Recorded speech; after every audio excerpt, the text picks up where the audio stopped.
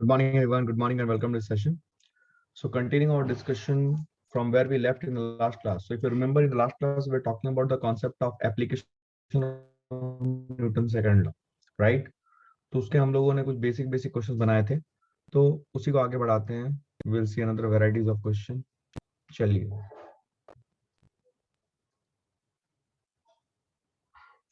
Suppose we are having a block here. Let us say the block is of 10 kg. And let us say we are applying a force in this particular direction. And this angle is 37 degree. And let us say the force is 80 Newton. ठीक है. Find all unknown forces and acceleration. वही सवाल है. Find all unknown forces and acceleration. ठीक है. आइए मिल के शुरू करते हैं. तो सबसे पहले क्या करना है? सबसे पहले इसका एक कॉन्फ़िगरेशनल डायग्राम बनाना है. What we need to do first, we need to create a configurational diagram of this. तो कॉन्फ़िगरेशनल डायग्राम मैं यहाँ पे बना रहा हूँ. आप भी सेपरेटली बनाएं. कुछ कुछ डायग्राम में मैं क्या करता हूँ, एक ही डायग्राम में सब कुछ डाल देता हूँ, बट आप हमेशा दो सेपरेट डायग्राम बनाएं. ये स्टेप बहुत इंपॉर्टेंट है, इसके बिना आगे ना बढ़े. क्या इसका वेट है 100 न्यूटन एवरीवन? ठीक है. अब देखिए 100 न्यूटन है. जो ब्लॉक जो सरफेस इस ब्लॉक के ऊपर नॉर्मल रिएक्शन लगा रही है, will it be something like this everyone? अब इस 80 न्यूटन के दो कंपोनेंट करने पड़ेंगे. एक कंपोनेंट इधर दिखा दे रहा हूँ, देखो. Will it B 80 cos 37 cos 37 4/5. 80 into 4/5 कितना हो जाएगा? 64 Newton. And another force will be acting in this direction, yes और नो? और इसकी वैल्यू कितनी हो जाएगी? 80 cos 37. cos 37 की वैल्यू कितनी? Sorry, sin 37. 80 into 3/5 that is 48 Newton. समझे आप? अब याद कीजिए ये कॉन्सेप्ट. जो भी फोर्स लगेगा बॉडी के ऊपर, external force net along x axis, वो किधर एक्सेलरेशन क्रिएट करेगा? Along x axis, right? और जो भी बॉडी के ऊपर एक्सटर्नल फोर्स लगेगा नेट अलोंग वाई एक्सिस, क्या वो एक्सेलरेशन क्रिएट करेगा अलोंग वाई एक्सिस एवरीवन? और वाई एक्सिस के डायरेक्शन में net external force will not have any impact on acceleration along x axis, and x axis के ऊपर net external force will not have any impact on acceleration along Y axis, right? ये अपने को समझ में आता है. एक्स एक्सिस का फोर्स एक्स एक्सिस के डायरेक्शन में एक्सेलरेशन, वाई एक्सिस का फोर्स वाई एक्सिस के डायरेक्शन में acceleration. This is the basic funda, right? अब सुने, मैं आपके सामने क्या कर रहा हूँ. लेट अस से हॉरिजॉन्टल डायरेक्शन में एक्सेलरेशन है a1 एंड वर्टिकल डायरेक्शन में क्या हो रहा है मुझे पता नहीं. लेट अस से एक्सेलरेशन a2 में लिख रहा हूँ. इसको समझना, इस प्रोसेस को. ठीक है. ऑल्दो कुछ लोगों को दिख गया होगा कि वर्टिकल डायरेक्शन में एक्सेलरेशन नहीं होगी, लेकिन फिर भी मैं इसको सॉल्व करके आपको दिखा रहा हूँ कि मान लीजिए आपने कभी गलती से एक्सेलरेशन ले लिया वर्टिकल डायरेक्शन में, तो क्या रिजल्ट आएगा, उस रिजल्ट का इंटरप्रिटेशन क्या हो. तो मैं अभी क्या कर रहा हूँ, हॉरिजॉन्टल डायरेक्शन में. अच्छा, मैंने हॉरिजॉन्टल क्यों लिखा? क्योंकि सर हम अपने एक्सेस ऐसे ले रहे हैं और एक्सेस ड्यू टू ग्रेविटी इधर है, तो ये एक्सेस डिसाइड हो रही है एक्सेस ड्यू टू ग्रेविटी के कारण. इसीलिए ये हॉरिजॉन्टल एक्सेस है और ये वर्टिकल एक्सेस है. जो axis along axis due to gravity होती है उसको वर्टिकल बोलते हैं, और जो उसके परपेंडिकुलर होती है उसे हॉरिजॉन्टल बोलते हैं. एक्सिस का डिटर्मिनेशन हमारे लिए बहुत इंपॉर्टेंट है, क्योंकि जब तक एक्सिस डिटरमाइन ना हो हम सही तरीके से फोर्सेस को रिजॉल्व नहीं कर पाएंगे. तो एक्सिस डिटर्मिनेशन हो गया. अब देखिए ध्यान से, हॉरिजॉन्टल डायरेक्शन में क्या लिखूं? कौन सा फोर्स है जो सपोर्ट कर रहा है एक्सेलरेशन को? 64. कोई अपोज करने वाला फोर्स है क्या? नहीं. Will it be equal to 10 into a1? पहला इक्वेशन. वर्टिकल डायरेक्शन में इसको सॉल्व करेंगे तो a1 की वैल्यू क्या आ जाएगी? 6.4 metre per second square. Plus sign आ रहा है. प्लस साइन का क्या मतलब है? प्लस साइन का एक मतलब है इस तरफ जा रहा है, करेक्ट. दूसरा मतलब है जो डायरेक्शन आपने एज्यूम किया था वो सही है. अगर इसकी डायरेक्शन नेगेटिव आ जाती, ठीक है, इसका मतलब क्या होता है?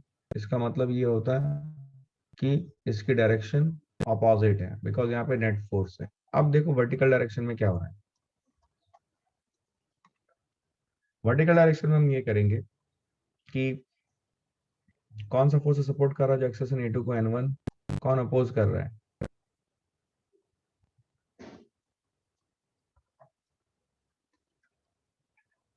ठीक है. Is it equal to 10 into 8। समझे समझे अभी मैं क्या कर रहा हूं? यहां तक सबने लिख दिया? यहां तक सबने लिख दिया?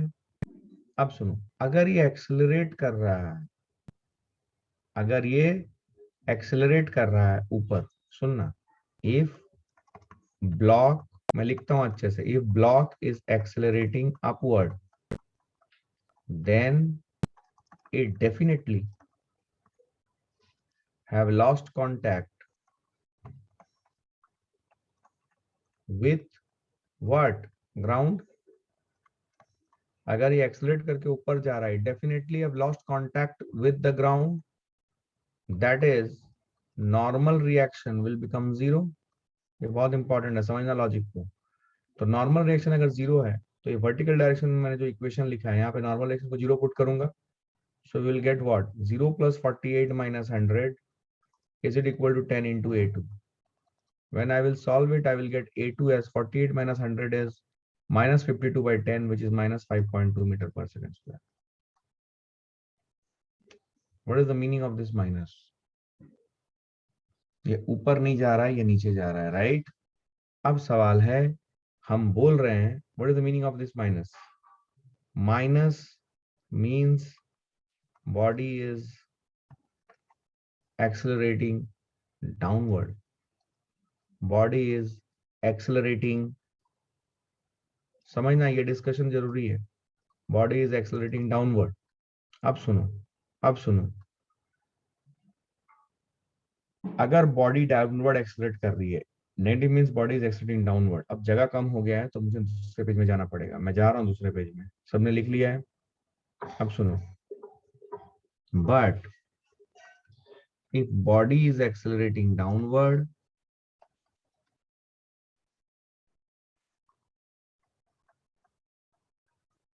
Then n1 cannot be zero, क्योंकि अगर बॉडी डाउनवर्ड एक्सेलरेट कर रहा है तो n1 जीरो कैसे होगा?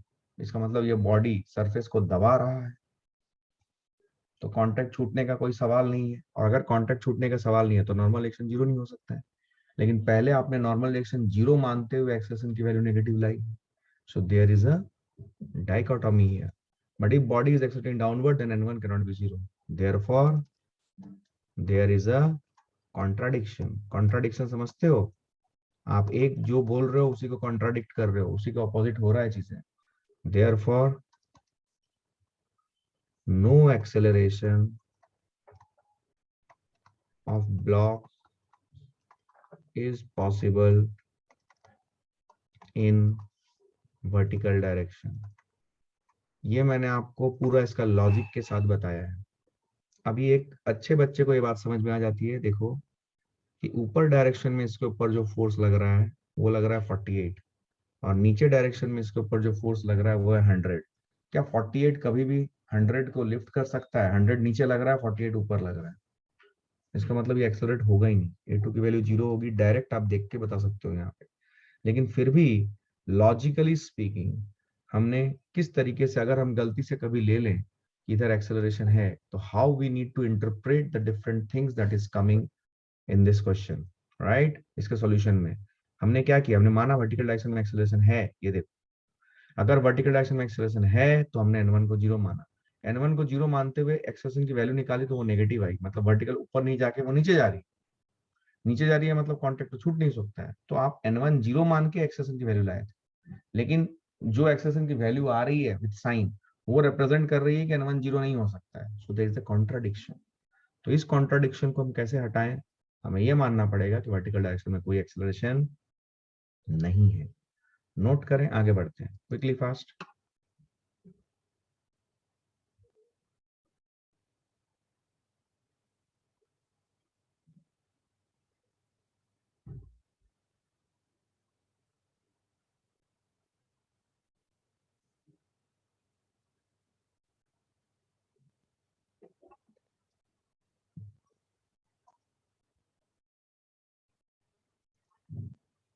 क्लियर है? बढ़ रहा हूं मैं आगे। I hope you have written down this question. एक और सवाल लेता हूं, एकदम बेसिक बेसिक सवालों से शुरू कर रहा हूं मैं, और ये जरूरी है 11th स्टैंडर्ड के बच्चों के लिए, ताकि उनको समझ में आए कि क्या हो रहा है।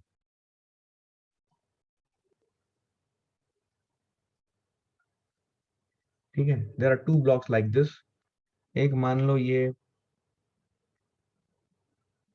3 kg का है, ये एक सेकंड, ये 2 kg का है, ये 3 kg का है। ठीक है, find all unknown, find all unknown forces and acceleration, फिर से वही सवाल है। ठीक है, आइए मिलके करते हैं। पहला स्टेप क्या है, ये पूरा गाइडेड सेशन है। पहला स्टेप है कॉन्फ़िगरेशन डायग्राम बनाना। कॉन्फ़िगरेशन डायग्राम में सब कुछ अलग अलग कर दो। दिख रहा है कैसे फ्री बॉडी डायग्राम बनाना मैंने आपको सिखाया है? Yes sir. ये 2 kg और ये 3 kg, ये हर कोई करे, बड़ा बड़ा लिखे, प्रॉपरली डायग्राम को बनाए, कॉपी में सब कुछ दिखने लगेगा। फोर्सेस बताता हूँ, इधर 30 न्यूटन। क्या एक ही रस्सी है? रस्सी मासलेस है, कुछ नहीं बोला है, मतलब रस्सी के हर पॉइंट पे टेंशन सेम होगा। रस्सी के रस्सी के जो ये मैंने जिस तरीके से टुकड़े किए हैं, देखो ध्यान से, क्या इधर रस्सी के ऊपर टेंशन टी इधर होगा? क्या इधर इधर होगा? क्या इस एंड में टेंशन टी इधर आएगा? क्या इस एंड में टेंशन टी इधर आएगा? ध्यान से देखना, ये बनाना बहुत जरूरी है। This is the best, first and the most important step. इसके बिना कभी आगे ना बढ़े। अब 3 kg ब्लॉक के ऊपर टेंशन टी इधर लगेगा, इस स्ट्रिंग के टुकड़े पर टेंशन टी इधर लगेगा, और इस स्ट्रिंग के इस टुकड़े पर टेंशन टी इधर लगेगा। टेंशन टी इधर आ गया, सब दिखा दिया मैंने। सर कुछ और फोर्सेस बाकी हैं, बिल्कुल सही। इधर 20 और इधर इसके ऊपर एक नॉर्मल रिएक्शन N1। ठीक है, अच्छा मुझे एक बात बताओ, ये 2 kg ब्लॉक की, अभी आप थोड़े से मैच्योर हो चुके हो, बताओ 2 kg ब्लॉक की एक्सेलरेशन किधर हो सकती है? 2 kg ब्लॉक की एक्सेलरेशन किधर हो सकती है? 2 kg ब्लॉक की एक्सेलरेशन किधर हो सकती है? चिंता मत करो, 2 kg ब्लॉक की एक्सेलरेशन हॉरिजॉन्टल डायरेक्शन में होगी, राइट? लेट अस से इसकी एक्सेलरेशन है A1 इधर। 3 kg ब्लॉक की एक्सेलरेशन किधर हो सकती है? 3 kg ब्लॉक की एक्सेलरेशन किधर हो सकती है? Will it B downwards? Yes, very good, ये सबको समझ में आ गया है। अब एकदम तमीज से इक्वेशन लिखिए। क्या आपको लगता है कि 2 kg ब्लॉक की एक्सेलरेशन वर्टिकल डायरेक्शन में हो सकती है?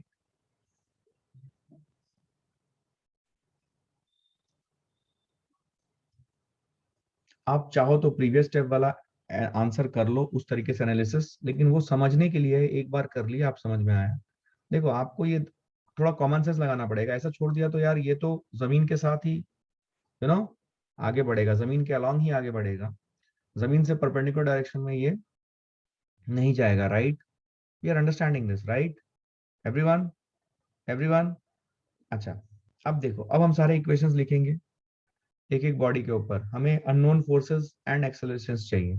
तो मैं सबसे पहले 2 kg ब्लॉक के ऊपर वर्टिकल डायरेक्शन में, ये वर्टिकल डायरेक्शन है, मैं फोर्सेस लिख रहा हूं। क्या लिखूं? N1 minus 20 is it equal to 0? 0 कैसे आया? 2 इंटू 0, तो इससे N1 की वैल्यू 20 न्यूटन आई। Everyone participate, yes. अब मैं 3 kg ब्लॉक के ऊपर, सॉरी 2 kg ब्लॉक के ऊपर हॉरिजॉन्टल डायरेक्शन में फोर्सेस लिख रहा हूं, हॉरिजॉन्टल डायरेक्शन में। सो इक्वेशन लिख रहा हूं, न्यूटन सेकंड लॉ। क्या लिखूं? कौन सा फोर्स है जो सपोर्ट कर रहा है एक्सेलरेशन को? Is it T?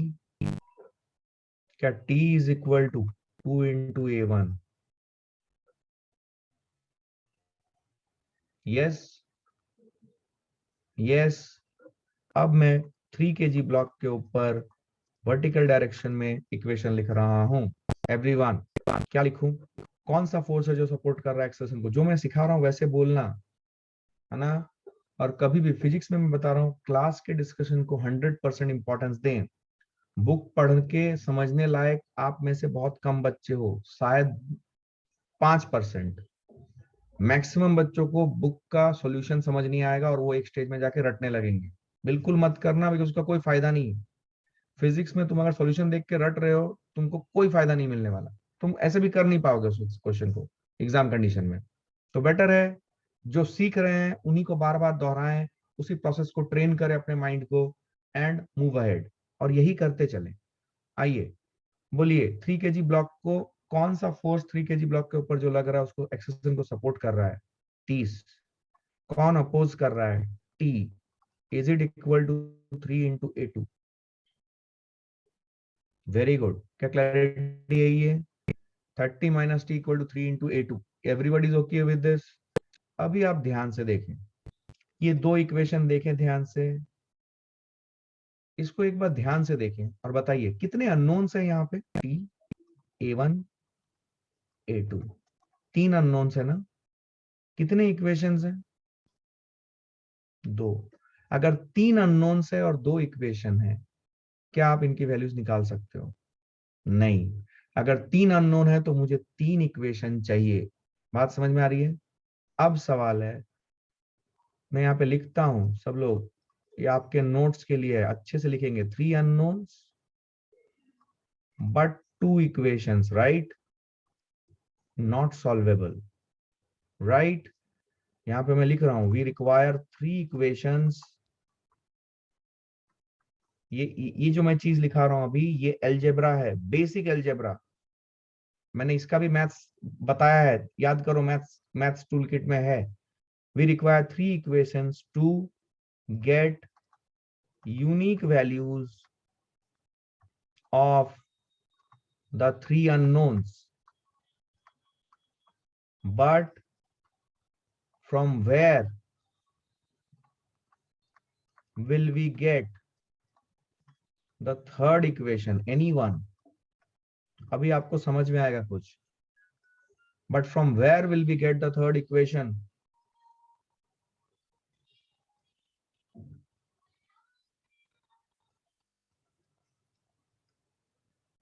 किसी को चमका? इस दिन के लिए आपने पढ़ा था, इस दिन के लिए आपने पढ़ा था।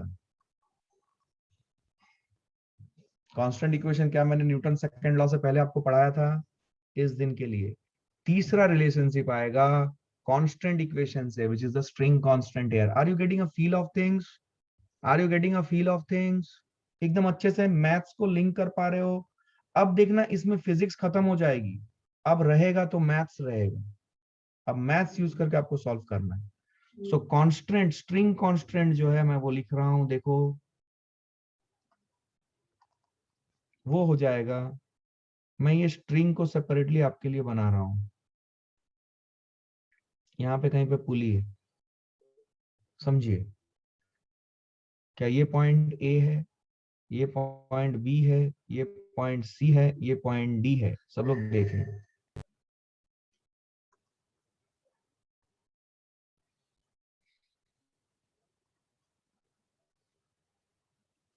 इसके एक्सेशन A1 इधर, इसके एक्सेशन A2 इधर। चमक रहा है सबको? Yes sir. बोलो, पॉइंट ए की एक्सेशन ऐसी है कि वो ए और बी के बीच की दूरी को घटा रहा है, will it be -A1? B का कंट्रीब्यूशन 0, सी का कंट्रीब्यूशन 0, डी बढ़ा रहा है। क्या is this the total change in the length of the string? Will it be equal to 0? तो क्या इससे A1 = A2 आई? This is my constant relationship. अब मेरे पास तीन इक्वेशन है, अब मैं यहाँ पे हाईलाइट कर रहा हूं, अब फिजिक्स खत्म है। फिजिक्स है ये इक्वेशंस लिखना, अब फिजिक्स खत्म। अब मैं यहाँ पे लिख रहा हूं क्वांट पार्ट। अब जिस बच्चे को इस सेक्शन में दिक्कत है, please refer basic maths tricks section, particularly NEET के बच्चे, पर्टिकुलरली, ठीक है? अब ध्यान से समझो, T = 2A1, 30 - T = 3A2, A1 = A2। अब देखो, क्या 3 अननोन्स एंड 3 इक्वेशंस, क्या सॉल्व हो जाएगा? क्या सॉल्व हो जाएगा? अब सॉल्व करना है, अब सॉल्व करना है। अब यहाँ पे मैथ्स आ गया। सॉल्व करने का तरीका, a1 और a2 दोनों बराबर है। लेट अस से a1 और a2 दोनों मिलके इक्वल टू a है, दोनों a के बराबर है। So can I write down the equation as t is equal to 2a and 30 minus t is equal to 3a। अब क्या करोगे, t की वैल्यू यहां से उठा के यहां डाल दो। सो 30 minus 2a is equal to 3a। क्या 30 is equal to 5 है? समझ में आ रहा है क्या बच्चा? एवरीवन, बच्चा समझ में आ रहा है कि नहीं आ रहा है? रिस्पॉन्ड। क्या 6 मीटर पर सेकंड स्क्वायर आ रहा है? अब ध्यान से सुनो, क्या 6 मीटर पर सेकंड स्क्वायर के आगे साइन पॉजिटिव है? इसका मतलब जो डायरेक्शन आपने a1 और a2 का कंसिडर किया था वो बिल्कुल सही है। ठीक, वो बिल्कुल सही है। This is the interpretation. क्या बात समझ में आई है? क्या पूरा स्टेप बाय स्टेप प्रोसेस समझ में आया? तो a की value plus 6 metre per second, therefore a1 is equal to a2 is equal to 6 metre per second square. क्या बात समझ में आई है? अच्छा, सब निकल गया या कुछ बाकी है? बाकी है sir, tension. Correct. Tension T निकालने के लिए क्या करें? ये जो a की वैल्यू है, ध्यान से देखिएगा, मैं यहाँ पे ही करके दिखा रहा हूँ आपको। ये जो a की वैल्यू है, क्या इसको उठा के यहाँ पे a1 की वैल्यू a के बराबर है, क्या पुट कर सकते हैं? क्या ये करेंगे तो t की वैल्यू आ जाएगी 2 into 6 which is 12 Newton. Yes और नो? करेक्ट। नोट करें, आगे बढ़ते हैं। कोई भी सवाल है तो अभी पूछो। Ask me now.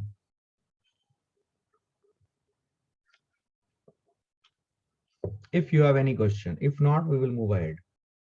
ये पूरा वर्किंग सेशन है, एक एक स्टेप बता रहा हूं।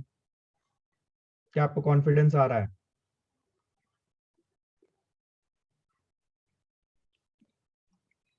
लिखा सबने?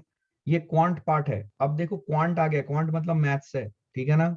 ये करना आना चाहिए। अभी देखो, ये यही वाला पार्ट आपको अच्छे से सीखना है, क्योंकि ये वाला पार्ट मैथ्स करने के लिए और क्विक मैथ्स करने के लिए बहुत जरूरी है, and to get your results. समझ में आ रही है बात? लिख लें, लिख लें, कोई इशू नहीं है, लिखें, अच्छे से लिखें।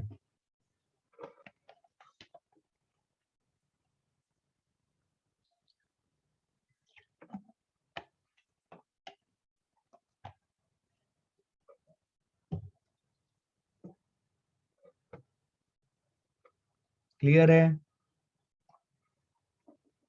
बढ़ूं आगे?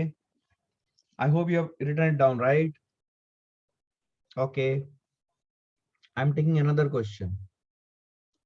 Suppose this is a pulley,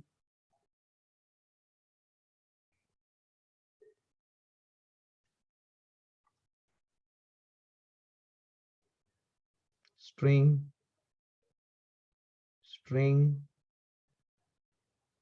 support, ceiling।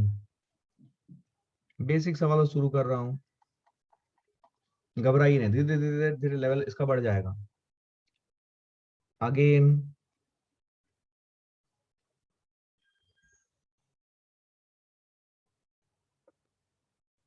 6 kg block, 4 kg block, ठीक है? क्वेश्चन है find all unknown forces and acceleration. Find all unknown forces and acceleration, ठीक है? मिलके करते हैं। आइए, क्या करें, सुने ध्यान से। सबसे पहला स्टेप है कॉन्फ़िगरेशनल डायग्राम बनाना। इसके इसके आगे तो मतलब इसके बिना बढ़ना ही नहीं है आगे।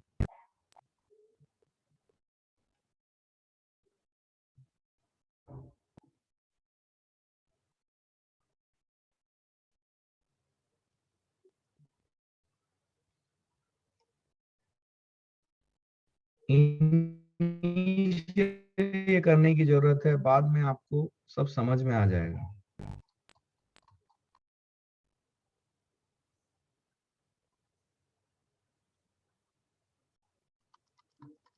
ठीक है, लेट अस से दिस। वैसे ये वाला सेक्शन मुझे जरूरत नहीं है, लेकिन फिर भी मैंने बना दिया। आइए फोर्सेस लिखते हैं। 40 स्ट्रिंग को हमेशा पुल करेगा, टेंशन पुश नहीं कर सकता है, तो एक्शन रिएक्शन पेयर से इधर भी टी।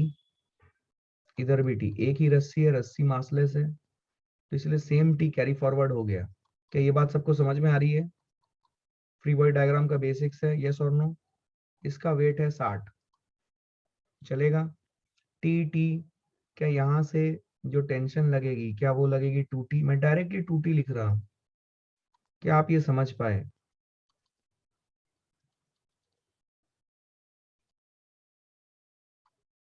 मैंने आपको न्यूटन के सेकंड लॉ के एप्लीकेशन में दिखा दिया था कि कैसे T1 और T2 पुली का भी एग्जांपल करके दिखाया था। You remember?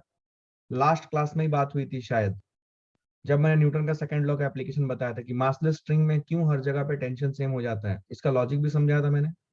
रूल तो है मासलेस स्ट्रिंग में सेम होगा, लेकिन लॉजिक भी बताया था मैंने। Are you all convergent with what I am saying? क्या आपको याद है? याद होना चाहिए, क्लैरिटी यही है। Physics requires daily practice, discipline, then only will be able to build on it. मैं बार बार बोल रहा हूँ, आपको डेली क्वेश्चन सॉल्व करने हैं, डेली। बात समझ में आ रही है? ओके, क्लियर है ये? ओके, अब क्या करें भाई? अब हमें इसके इक्वेशंस लिखने पड़ेंगे, लेकिन इक्वेशन लिखने से पहले सबसे पहले थोड़ा सा सोचें कि क्या हो रहा है, क्या करेंगे, एक्सेलरेशन एक्सेलरेशन किधर लेंगे। देखो, एक्सेलरेशन किधर लेंगे, इसका जवाब क्या है? देखो, सपोज मैंने मान लिया 6 kg का एक्सेलरेशन इस तरफ और 4 kg का एक्सेलरेशन इस तरफ। देखो, ये थोड़ा काउंटर इंट्यूटिव है, लेकिन मान रहा हूं कि तुमने मान लो यहाँ पे गलती कर दी, तो मेरे को डेटा कैसे बताएगा, जो रिजल्ट्स आएगा वो कैसे बताएगा कि आपने डायरेक्शन को गलत लिया? आपको समझ में आ रहा है कि 6 kg नीचे जाएगा और 4 kg ऊपर जाएगा? क्या ये लॉजिकल है? मान लो कभी भी आपने तराजू देखा है या पुली देखा है, जो हेवियर मास है क्या वो नीचे आएगा, और जो लाइटर मास है क्या वो ऊपर जाएगा? क्या ये आपको कॉमन सेंसिकल लगता है? लेकिन मान लो मैंने यहाँ पे एक गलती इंट्रोड्यूस कर दी। इजी सिचुएशन में तो पता चल गया, डिफिकल्ट सिचुएशन में गलती हो सकती है कि आपने डायरेक्शन गलत ले लिया हो। तो मैंने इसको इस डायरेक्शन में मान लिया। अभी हम समझते हैं कि हमें पता है कि हमने ये गलत एक्सेशन की डायरेक्शन ली है, हमारा दिमाग बोल रहा है, लेकिन जब हम सॉल्व करेंगे तो ये दिख के आना चाहिए। It should completely come out and reflect in itself कि यहाँ पे कुछ गड़बड़ है। तो वो चीज के ऊपर अभी हम डिस्कस कर रहे हैं कि चलो सॉल्व करके देखते हैं कि A1 A2 की वैल्यू क्या आती है। क्या सबको कॉमन सेंसिकली समझ में आ रहा है कि 6 kg नीचे जाएगा और 4 kg ऊपर आएगा? क्या ये सबको समझ में आ रहा है कॉमन सेंसिकली? मान लो किसी को न्यूटन लॉ के बारे में कुछ भी नहीं पता, लेकिन फिर भी इतना तो वो बता ही सकता है ना कि 6 kg ब्लॉक नीचे आएगा, 4 kg ब्लॉक ऊपर जाएगा। मैंने फिर भी यहाँ पे एक गलती कर दी है आपके लिए, आपको सिखाने के लिए, ठीक है? अब मैं बताता हूँ कि A1 A2 की जो साइंस आएगी वो नेगेटिव आएगी, जिससे हमें प्रूव हो जाएगा कि हमने जो डायरेक्शन लिया है वो क्या है, गलत है। अब हम इसको सही तरीके से तमीज से सॉल्व करते हैं। 6 kg ब्लॉक के ऊपर अभी मैं वर्टिकल डायरेक्शन में न्यूटन लॉ लिखूंगा, न्यूटन का सेकंड लॉ। बोलो, कौन सा फोर्स एक्सेलरेशन को सपोर्ट कर रहा है? टी। ये बहुत इंपॉर्टेंट स्टेप है। जो सपोर्ट कर रहा है एक्सेलरेशन को वो फोर्स पॉजिटिव साइन के साथ, जो अपोज कर रहा है वो फोर्स नेगेटिव साइन के साथ। This is the funda, this is the funda which we need to understand. कौन सपोर्ट कर रहा है बेटा? टी। कौन अपोज कर रहा है? 60। Is it equal to 6 into A1? क्या ये सबको समझ में आया? सबको समझ में आया? अच्छा, अब 6 kg ब्लॉक का हो गया, अब 4 kg ब्लॉक। अच्छा, हॉरिजॉन्टल डायरेक्शन में कुछ लिखना पड़ेगा? सर वर्टिकल डायरेक्शन में लिखा, हॉरिजॉन्टल डायरेक्शन में नहीं लिखा। क्या हॉरिजॉन्टल डायरेक्शन में यहाँ पे लिखने की जरूरत है एवरीवन? क्योंकि हॉरिजॉन्टल डायरेक्शन में कोई फोर्स हमें दिख ही नहीं रहा है। तो हॉरिजॉन्टल डायरेक्शन में कोई फोर्स नहीं है तो कोई एक्सेलरेशन भी नहीं होगा, तो हॉरिजॉन्टल डायरेक्शन में 0 = 0 हो जाएगा, तो कुछ भी लिखने की जरूरत नहीं है। यस और नो? करेक्ट। अब समझना मैं जो बोल रहा हूँ, correct? Everyone is understood this? 4 kg block के ऊपर वर्टिकल डायरेक्शन में लिखो, कौन सपोर्ट कर रहा है एक्सेलरेशन को? 40। कौन अपोज कर रहा है? T. Is it equal to 4 into A2? इनको देखो ध्यान से, कितने अननोन्स हैं? टी, A1, A2, 3 अननोन्स, और इक्वेशन कितने हैं? 2। मतलब एक और इक्वेशन चाहिए, कहां से आएगा? Constant equation. क्या ये समझ में आ रहा है कांस्टेंट इक्वेशन क्यों पढ़ा था इस दिन के लिए? लिखो कांस्टेंट इक्वेशन। तो कांस्टेंट इक्वेशन में यहाँ पे इन पॉइंट्स को मार्क करके लिख रहा हूँ ओरिजिनल डायग्राम पे। इसकी एक्सेलरेशन कितनी है? इसकी एक्सेलरेशन है A1 और इसकी एक्सेशन कितनी है, इसकी एक्सेशन A2। बोलो क्या मैं लिखूंगा, ये पॉइंट, अभी मैं पॉइंट मार्क नहीं कर रहा हूँ, डायरेक्ट लिख रहा हूँ। क्या -A1 लिखूं? एवरीवन इज मेंटली विजुअलाइज कर पाते हो? प्लस A2 क्या equal to 0? So this will give me what, this will give me A1 equal to A2। Let us say A1 equal to A2 is equal to A। ये step समझ में आया क्या? A1 और A2 बराबर है, मान लो इसको मैं A के बराबर लिख रहा हूँ, लेट इट बी A। तो क्या पहला equation will boil down to t minus 60 is equal to 6A, and दूसरा equation will boil down to 40 minus t is equal to 4A। इन दोनों को ऐड करो, t cancel, 40 minus 60 is -20, -20 is equal to 10A। इससे A की value आई -2 metre per second square.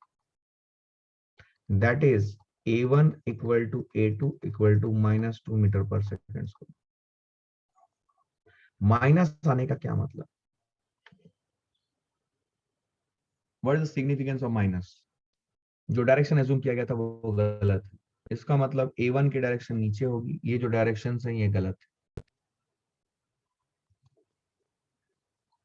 तो सही डायरेक्शन क्या है? क्या सही डायरेक्शन है A1 इधर और A2 इधर? क्या मेरी बात समझ में आई?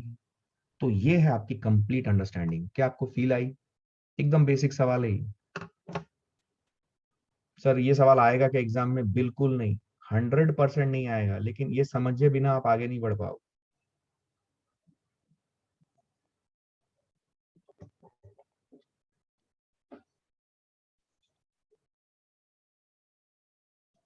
समझे आप? Everyone noted? बढ़ जाऊं आगे? कॉन्फिडेंस आ रहा है? Everyone are you gaining confidence? हाँ, हमसे बनेगा ये सवाल, यस और नो? बेसिक बेसिक सवाल। अभी हम बढ़ जाएंगे, आगे बढ़ जाएंगे। अभी क्वेश्चन की डिफिकल्टी लेवल धीरे धीरे धीरे बढ़ने लगी। डिफिकल्टी लेवल मतलब इक्वेशंस ज्यादा कॉम्प्लिकेटेड होंगे धीरे धीरे। ये मान लो यहाँ पे एक पुली मैंने लिया है,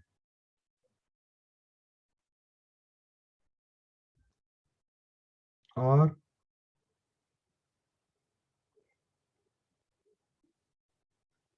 इस पुली से स्ट्रिंग की मदद से ऐसे दो ब्लॉक्स,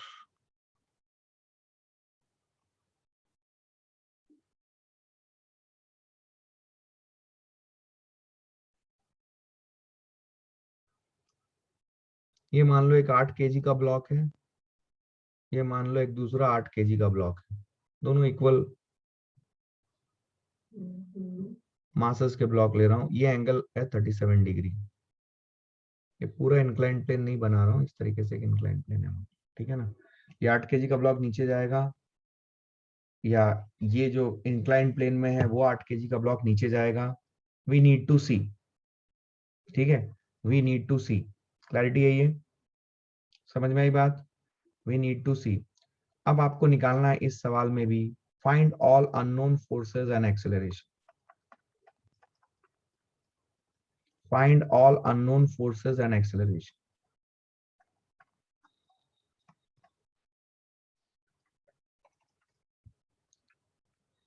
चलो लिखते हैं। अब देखो समझने वाली चीज है, अब यहाँ पे दो तीन चीजें डिसाइड होंगी आपके लिए, ठीक है ना? अगेन वर्किंग सेशन है, तो मैं आपको एक एक स्टेप, गाइडेड सेशन है, मैं आपको एक एक स्टेप करके दिखाऊंगा, ठीक है ना, so that you can gain that confidence. लेकिन अगेन मैं बोल रहा हूँ आपको मेरे साथ साथ करना है, रटना नहीं है। रट के इस चैप्टर में कुछ भी नहीं होगा। अच्छा, यहाँ पे किसी बच्चे को कोई क्वेश्चन था, टी कैंसिल हो जाएगा, टी कैंसिल करके -20 आया है। क्लियर है? मैथ्स क्लियर है कि नहीं? पर्टिकुलरली यहाँ पे देखो, इतना मैथ्स आपको आना चाहिए। ये मैथ्स नहीं आएगा मत बोलना मुझे कि मैं नीट का बच्चा हूँ, मेरा बायोलॉजी है। इतना नहीं आता है मतलब तुम छोड़ दो फिर पढ़ाई, जिसको भी दिक्कत हो रही है यहाँ। ऑनेस्ट सजेशन, लिव इट, ठीक है? It is cannot be done, because आपको क्लास 5th 6th का इशू है मैथ्स का। तो इसके बिना आप बायोलॉजी पढ़ो बॉस, आपसे फिजिक्स नहीं हो पाएगा, गारंटीड है। मैं बहुत ऑनेस्टली बात करता हूँ, ये चीज मैं 1 लाख बार बोल चुका हूँ। जिसको ये समझ नहीं आ रहा बॉस, वो छोड़ दे पढ़ाई, जाके बायोलॉजी पढ़े, उसमें जितना आ गया भगवान को थैंक यू बोले और आगे बढ़े, ठीक है? इससे ज्यादा मदद नहीं हो सकती आपकी। आइए,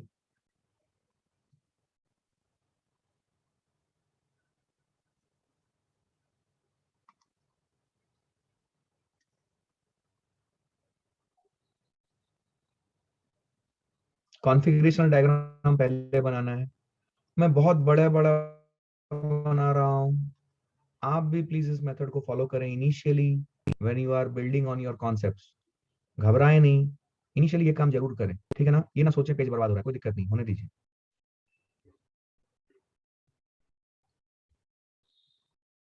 your parents will be more than happy to purchase you few more copies or books, not worry.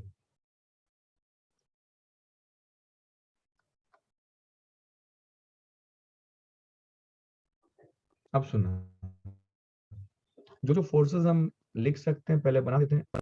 80 Newton string के ऊपर टेंशन टी, ये काम सुपर डुपर फास्ट होना चाहिए, यस और नो। क्या एक रस्सी है बोल के ये सब काम हम कर रहे हैं? एक रस्सी एक टेंशन, राइट। एक रस्सी एक कांस्टेंट इक्वेशन, याद है। दो रस्सियां दो डिफरेंट टेंशन, दो रस्सियां दो डिफरेंट कांस्टेंट इक्वेशन, याद है।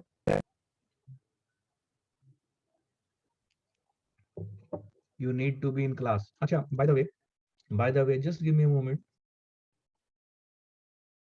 Okay, so listen to me, so this is what is happening, right. अच्छा, अब ये हो गया। अच्छा, सारे फोर्सेस हमने दिखा दिए क्या? नहीं, सारे फोर्सेस दिखाए नहीं है सर आपने। इधर देखो सर, एक और फोर्स है, इसका वेट, जो कि ऐसे वर्टिकली लगेगा सर, बिल्कुल सही, एकदम 100% सही हो तुम, 80। अब देखो यहाँ पे सुनना, यहाँ पे सवाल है कि हमें क्या एक्सेस सिस्टम चूज करनी चाहिए। ठीक है, अब सुनना मैं जो यहाँ पे बोल रहा हूँ। इस ब्लॉक के लिए तुम एक्सेस सिस्टम चूज करो ये वाला, और इस ब्लॉक के लिए तुम एक्सेस सिस्टम चूज करो ये वाला। मैं और क्लियर बोलता हूं, हॉट वर्ट मतलब horizontal vertical for 8 kg block which is going downwards, and parallel perpendicular for that block which is along the inclined plane, which is moving along the inclined plane. अब बच्चे का सवाल आता है, सर ऐसा क्यों? देखो, एक्सेस सिस्टम का चॉइस कैसे होता है ये मैं पढ़ा चुका हूं। ये कैसे डिसाइड होता है कौन सा एक्सेस सिस्टम लेना चाहिए, कैसे डिसाइड होता है? जल्दी पार्टिसिपेट करें। Minimum number of vectors resolve करना पड़े, minimum number of vectors resolve करना पड़े, select that coordinate system, axis system. अब देखो, इसमें कोई शक नहीं, सुनना, इसमें कोई शक नहीं कि ये जो 8 kg वाला ब्लॉक जो झूल रहा है उसके लिए हॉरिजॉन्टल वर्टिकल ही है, सही। लेकिन जो 8 kg वाला block along the inclined plane है उसके लिए हॉरिजॉन्टल वर्टिकल सही है क्या? अगर हॉरिजॉन्टल वर्टिकल लेंगे तो कितने कितने वेक्टर्स रिजॉल्व करने पड़ेंगे, कोई बताएगा मुझे?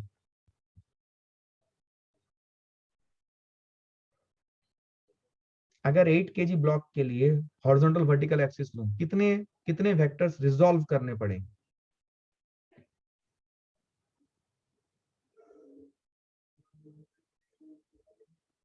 नहीं नहीं, क्वेश्चन नहीं समझा।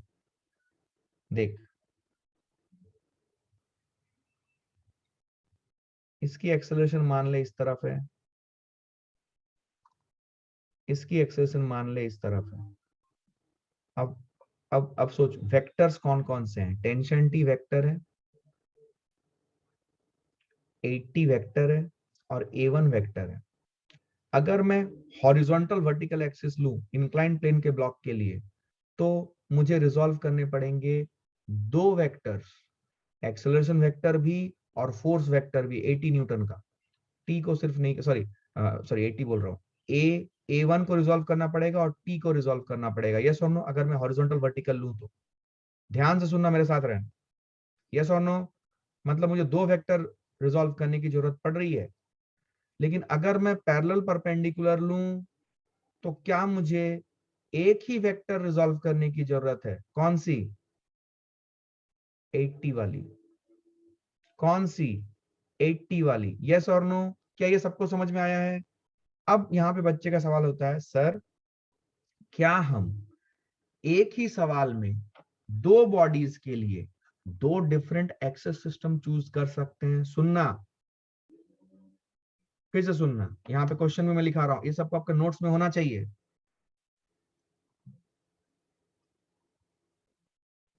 Can we select two different axis system for two or more bodies in the same problem? इसका आंसर क्या है? अ बिग यस, कर सकते हो। क्या कॉन्सेप्ट एकदम क्लियर है? क्लियर है। अब हम क्या करते हैं, ये एक्सेस सिस्टम के बाद अब हम इक्वेशंस लिखना शुरू करते हैं। आई hope you all have understood this, right? Equations लिखें। 8 kg ब्लॉक के ऊपर along पैरेलल डायरेक्शन, बोलें पैरेलल डायरेक्शन में क्या अब मुझे 8 के पैरेलल के लिए क्या मुझे इस 80 को दो कंपोनेंट में रिजॉल्व करना चाहिए? यस सर, करते हैं। क्या रिजोल्यूशन आता है? जल्दी बताओ, कौन कौन सा कितना कितना है, बोलो। अलोंग द इंक्लाइंड प्लेन वाला कितना हो जाएगा?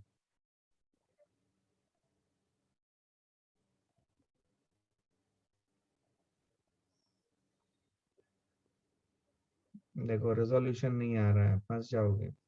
और परपेंडिकुलर इंक्लाइंड प्लेन कितना आ जाएगा? cos 37, 4/5, 64। क्या ये सबको समझ में आया है?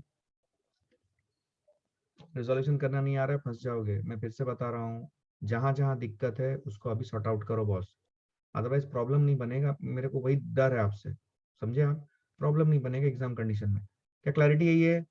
अब देखो, बोलो 8 kg block along the parallel direction, parallel, parallel लिखा हुआ है यहाँ, पैरेलल डायरेक्शन। क्या लिखूं? कौन सा फोर्स है जो सपोर्ट कर रहा है एक्सेलरेशन को? टी। कौन अपोज कर रहा है? 48। Will it be equal to 8 into A1? बोलो हाँ या ना एवरीवन। Correct, very good. उसके बाद पैरेलल हो गया, परपेंडिकुलर डायरेक्शन में क्या हो जाएगा? परपेंडिकुलर डायरेक्शन में, सॉरी, हाँ, परपेंडिकुलर डायरेक्शन में क्या लिखूं? इसके ऊपर एक और फोर्स लग रहा है जो मैं दिखाना भूल गया था, आपने भी बोला नहीं। क्या एक और फोर्स लगेगा नॉर्मल रिएक्शन इस तरफ ऐसे? यस और नो? अच्छा, वर्टिकल डायरेक्शन में कोई एक्सेलरेशन होगा क्या? सॉरी, परपेंडिकुलर डायरेक्शन में कुछ भी नहीं होगा। तो क्या मैं लिख सकता हूँ N1 minus 64 is equal to 0? इससे N1 की वैल्यू आ गई 64 न्यूटन। यस और नो? अब ये जो दूसरा वाला 8 kg ब्लॉक है, इसके ऊपर वर्टिकल डायरेक्शन में मैं इक्वेशन लिख रहा हूं। कौन सा फोर्स सपोर्ट कर रहा है एक्सेलरेशन को? 80। कौन अपोज कर रहा है? टी। यस और नो एवरीवन? सब लोग लिख पा रहे हो? I hope you are busy writing down the equation yourself. 80 minus T is it equal to 8 into A2? ठीक है, ये वाला इक्वेशन और ये वाला इक्वेशन देखो, कितने अननोन्स हैं? T A1 A2, तीन अननोन बट दो इक्वेशन। तीसरा इक्वेशन कहां से आएगा? तीसरा इक्वेशन कहां से आएगा? मैं डायरेक्टली लिख रहा हूं स्ट्रिंग कांस्टेंट, तुम बोलना विदाउट राइटिंग डाउन एनीथिंग, सिर्फ मैं डॉट्स दिखा रहा हूं और सिर्फ यहां पे लिख रहा हूं इसकी एक्सेलरेशन A1, इसकी एक्सेलरेशन A2। क्या तुम इक्वेशन लिख सकते हो स्ट्रिंग कांस्टेंट का? Everyone, it's a guided session, you need to participate. बोलो, क्या -A1 प्लस A2 क्या इक्वल टू 0 है? This will imply that A1 is equal to A2 is equal to A, some value A। अब क्या ये वाला equation और ये वाला इक्वेशन से हम मदद से सॉल्व करके A T ये दोनों की वैल्यू निकाल सकते हैं? क्वांट, अब क्वांट आ गया पूरा, फिजिक्स खत्म। बोलिए, T minus 48 is it equal to 8A? 80 minus t is equal to 8a.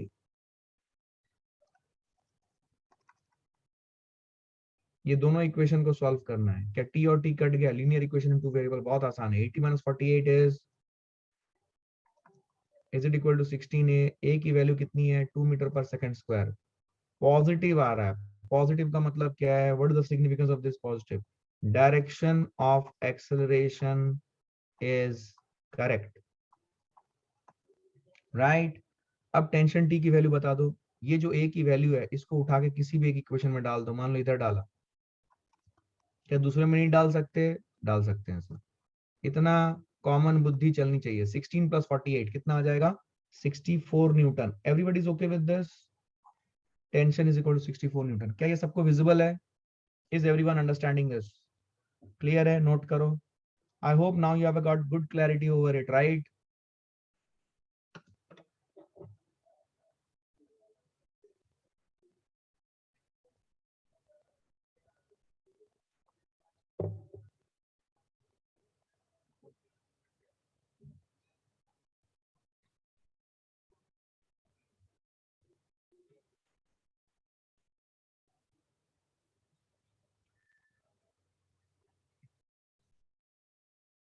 ठीक है, ठीक है, बढ़ू आगे। आइए, एक सेकंड, किसी ने बोला इसको और लिखना है। लिख लो, लिख लो, लिख लो, लिख लो, जल्दी लिखो, जल्दी लिखो, फास्ट।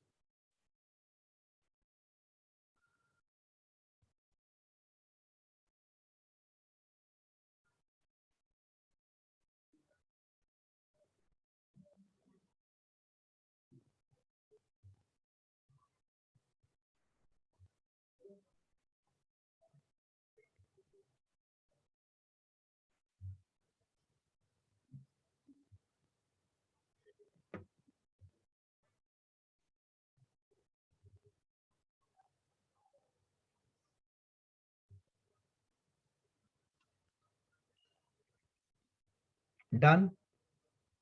आइए,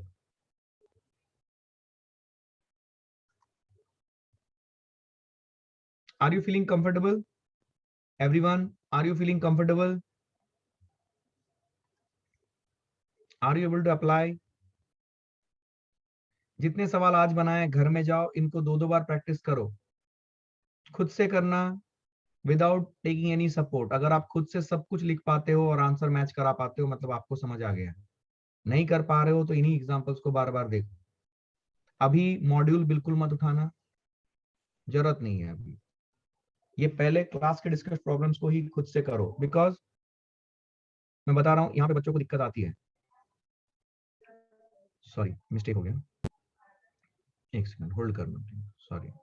मान लो इस पुली के ऊपर मैंने एक फोर्स लगाया है 100 न्यूटन का। 100 न्यूटन का पुली के ऊपर फोर्स लगा रहा हूँ ऊपर की तरफ, ठीक है? यहाँ पे एक ब्लॉक है, यहाँ पे एक ब्लॉक है, ठीक है? ये ब्लॉक की मास है 1 kg, ये ब्लॉक की मास है 3 kg। सब लोग देखें ध्यान से। Yes sir, understood. ये 100 न्यूटन का फोर्स मैंने ऐसे लगा दिया, ठीक है? तो फिर से यहाँ पे आपको निकालना है फाइंड ऑल अननोन फोर्सेस